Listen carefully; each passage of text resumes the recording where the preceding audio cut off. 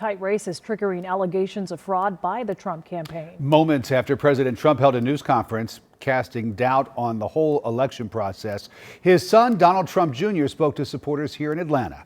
CBS 46's Brittany Miller live in Buckhead with more on what he had to say. Brittany. You know, we have seen the protests, we've read the tweets, but tonight, Donald Trump Jr. was on the ground here in Georgia with the same message that this election is unfair and full of fraud.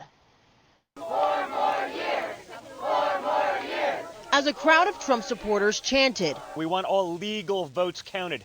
But Donald Trump Jr., State Representative Vernon Jones, and U.S. Representative Doug Collins addressed the media at the Georgia Republican Party headquarters in Buckhead. We will never accept those results because this process was too tainted. There was no transparency. As in the election process. Since Tuesday, he, the Trump campaign, and the president have said ballots are being counted illegally and popping up out of nowhere. there are counties where between 75, 100,000, in some cases, I guess there was 23.5 thousand ballots show up. Not one single Trump voter. They also happen to be ballots that don't talk about any of the races other than president. Does anyone believe that this is possible?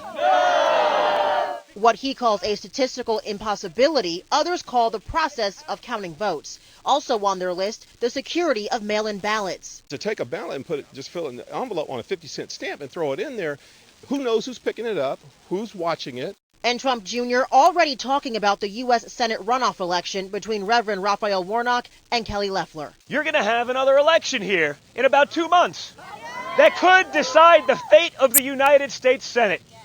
So we're going to be watching this nonsense.